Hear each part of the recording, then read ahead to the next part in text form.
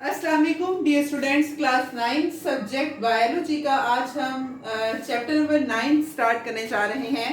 Transport. Transport जैसे आपको पता है क्या है कि movement of materials in and out of the cell. Cell के अंदर ऑर्गेनिजम्स हैं, लिविंग ऑर्गेनिजम्स हैं, चाहे वो प्लांट्स हैं चाहे वो एनिमल्स हैं, उनके सेल्स के अंदर और बाहर जो मटेरियल्स की मूवमेंट हो रही है। वाटर सेल के अंदर आ रहा है, बाहर जा रहा है, साल्ट्स हैं, ऑयल्स हैं, वो मूव कर रहे हैं, शुगर है वो मूव कर रहे हैं, मॉलिक्यूल्स वगैरह सेल के अंदर आ रहे हैं, बाहर जा रहे हैं, तो दैट इज ट्रांसपोर्ट। इसमें अब हम ट्रांसपोर्ट पढ़ेंगे प्लांट्स के अंदर भी और एनिमल्स के अंदर भी। इस चैप्टर में हम ट्रांसपोर्ट डिटेल में पढ़ेंगे, ह्यूमन के में कि कैसे ट्रांसपोर्ट होती है। अब अगर हम प्लांट्स में बात करें ट्रांसपोर्ट की, अब जैसे कि हमें पता है कि वाटर जो प्लांट्स में वाटर इंपॉर्टेंट है, ना सिर्फ जो है वो as a fluid water important है, बल्कि बॉडी टेम्परेचर जो है प्लांट्स का वो भी वाटर मेंटेन कर रहा है, उसकी वजह से मेंटेन हो रहा है। या प्लांट्स में जो फूड है उसकी जो ट्रांसपोर्ट है उसमें एज अ वाटर जो है वो एज अ मीडियम एक्ट कर रहा है। उसके अलावा वाटर जो है वो बहुत ज्यादा रूट्स को एंकर कर रहा है और इसके अलावा बहुत सारे काम कर रहा है। तो वाटर की ट्रांसपोर्ट हम प्लांट्स में अगर देखें कि किस तरह से होती है, जैसे हमें पता है कि प्लांट्स में शूट है, ऊपर हमारे पास जो है यहाँ पर प्लांट्स में देयर विल बी लीव्स होंगे, नीचे हमारे पास स्टेम और साथ में ये रूट्स हैं। रूट्स के ऊपर हमारे पास छोटे छोटे से रूट हेयर्स होंगे, एक्सटेंशंस। अब वाटर की अगर हम ट्रांसपोर्ट देखें, जैसे हमें पता है कि ये जो वाटर मॉलिक्यूल्स हैं जो सॉइल में प्रेजेंट हैं, वाटर है, साल्ट है, वो क्या करते हैं, ये वाटर मॉलिक्यूल्स जाते हैं यहाँ से रूट हेयर्स में, रूट हेयर से जो है रूट्स में, और रूट से फिर वो जाते हैं स्टेम में, स्टेम से फिर वो वाटर के मॉलिक्यूल्स मूव करते हैं लीव्स में। ठीक, रूट्स में जो वाटर है उनकी जो मूवमेंट है वो होती है ऑस्मोसिस के प्रोसेस के जरिए। Osmosis, movement of water molecule from the area of high concentration to the area of lower concentration, जैसे हमने पढ़ा है।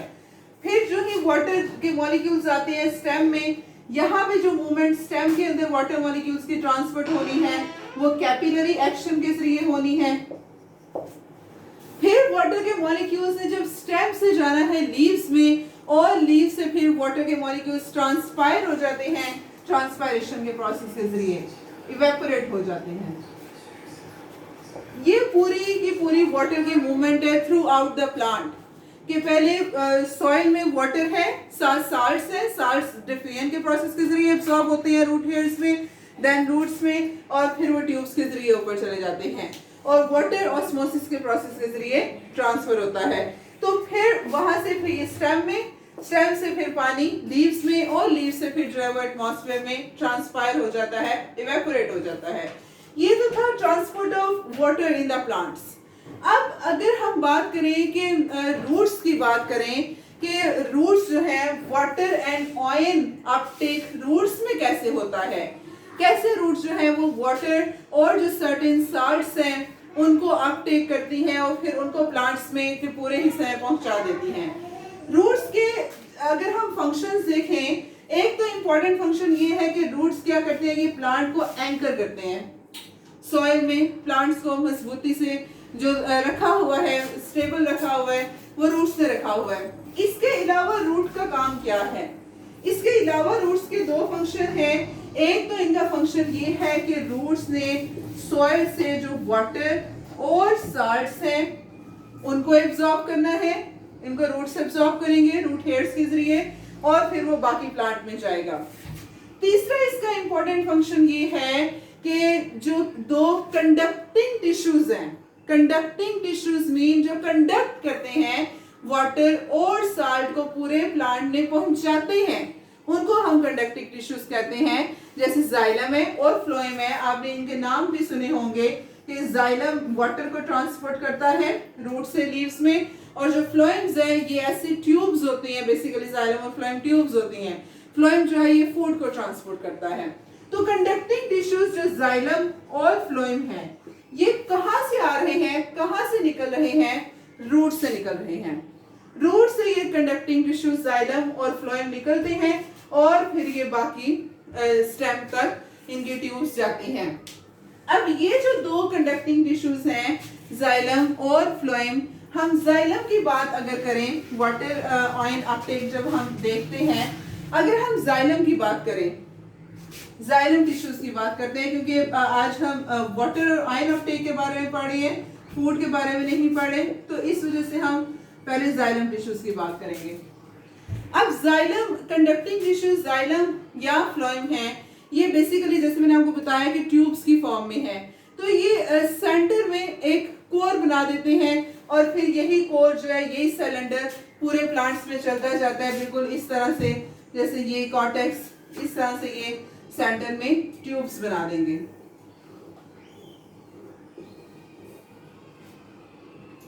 सेंटर में रॉड शेप्ड कोर बना देंगे, इकट्ठे हो गए जाइलम और फ्लोएम, और फिर ये कोर पूरे प्लांट में आगे से या रूट से निकल के आगे स्टेम तक ये चलता जाता है, इस तरह से ट्यूब्स। अब जाइलम की जब हम बात करते हैं, जाइलम जैसे मैंने आपको बताया कि ये वाटर को ट्रांसपोर्ट करता है, कंडक्टिंग टिश्यू है, सिलेंड्रिकल है। जाइलम, अब जाइलम तक वाटर कैसे पहले आता है? ये हमारे पास है जाइलम के सेल्स,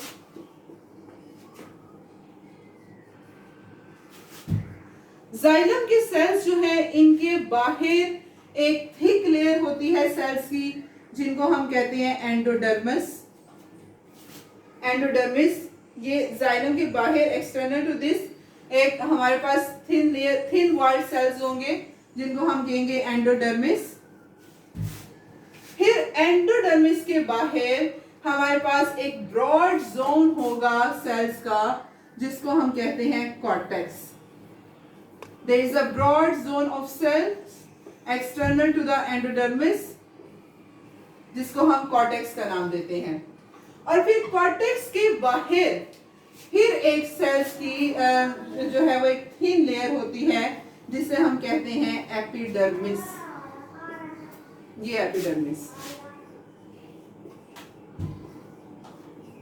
और इस एपिडर्मिस से जो बेसिकली जो रूट से रूट हेयर्स निकलती हैं, ये वाली, ये हमने रूट का एक बेसिकली स्ट्रक्चर मैंने यहाँ से हम एक रूट को काट के देखे ना, तो उसके अंदर ये जो जाइलम की कॉम्पोजिशन होगी वो इस तरह से होगी कि पहले एपिडर्मिस, फिर आगे कॉर्टेक्स, फिर एंडोडर्मिस और फिर आगे जाके जाइलम आएगा। तो यहाँ से इस तरह से होगा। अब ये रूट से जो रूट हेयर्स निकल रही हैं, बेसिकली वो क्या होती हैं? एपिडर्मल जो सेल्स हैं उनकी एक्सटेंशंस होती हैं। ये एपिडर्मल सेल्स की एक्सटेंशंस होती हैं। ये हमारे पास एपिडर्मिस,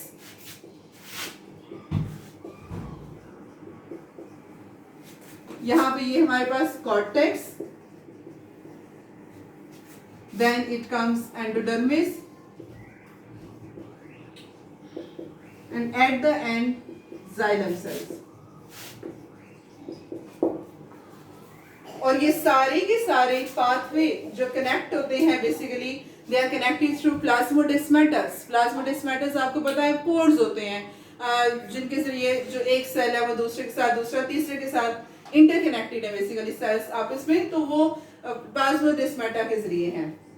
ये तो हमारे पास हमने देख लिया जाइलम तक का जो स्ट्रक्चर है वो इस तरह से होता है। अब हम बात करें, जो मेन हमने बात करनी है वाटर एंड आयन अपटेक की, ट्रांसपोर्ट की, कि वो किस तरह से होता है। तो होता क्या है कि हमारे पास जैसे बताया कि यहाँ पर रूट्स में हमारे पास सॉइल में वाटर है और साल्ट्स हैं। वाटर रूट हेयर्स में पहले आता है, ये रूट हेयर्स में वाटर के मॉलिक्यूल आए ऑस्मोसिस के प्रोसेस के जरिए, क्योंकि जो रूट्स हैं, रूट हेयर्स हैं, उनके जो साइटोप्लाज्म है इसके अंदर साल्ट की कॉन्सेंट्रेशन ज्यादा होती है। सॉइल में उसके मुकाबले में साल्ट की कॉन्सेंट्रेशन कम है।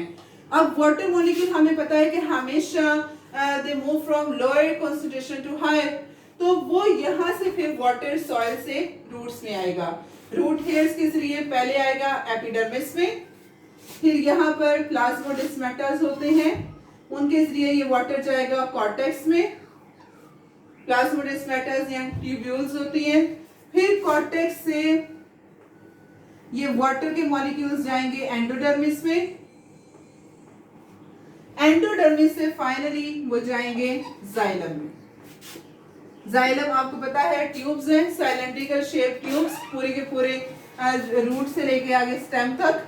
फिर ये जाइलम जो है, जाइलम के जरिए आगे वाटर मॉलिक्यूल पूरे प्लांट में ट्रांसपोर्ट हो जाएंगे, वाटर ट्रांसपोर्ट हो जाएगा। साल्ट्स भी इसी तरह से ट्रांसपोर्ट होते हैं, बस ये है कि वाटर मॉलिक्यूल रूट्स में, रूट हेयर्स में ऑस्मोसिस के जरिए आ रहा है, और जो साल्ट्स वगैरह हैं वो डिफ्यूजन के प्रोसेस के जरिए या एक्टिव ट्रांसपोर्ट के प्रोसेस के जरिए रूट्स में आते हैं। तो इस तरह से बेसिकली ये पाथवे पूरा होता है वाटर एंड आयन अपटेक का प्लांट के अंदर। कि सिंपल इज दैट कि सबसे पहले सॉइल, सॉइल से वाटर ने जाना है रूट हेयर्स में, रूट हेयर से हमारे पास एपिडर्मिस, उनकी जो बायोपॉलिडर्मिस है, एपिडर्मिस से कॉर्टेक्स, कॉर्टेक्स से एंडोडर्मिस, और एंडोडर्मिस से फिर वो पानी चला जाता है कहां पर, जाइलम सेल्स में। ये हमारे पास पूरा का पूरा वाटर एंड आयन अपटेक हो रहा है। इस तरह से प्लांट्स के अंदर ट्रांसपोर्ट का प्रोसेस होता है। तो ये था transport of water and ions in plants, के प्लांट्स में किस तरह से होती है। कल इंशाल्लाह हम ट्रांसपिरेशन के बारे में पढ़ेंगे कि व्हाट इज दैट। आज के लिए इतना ही। अस्सलाम वालेकुम, अल्लाह हाफिज।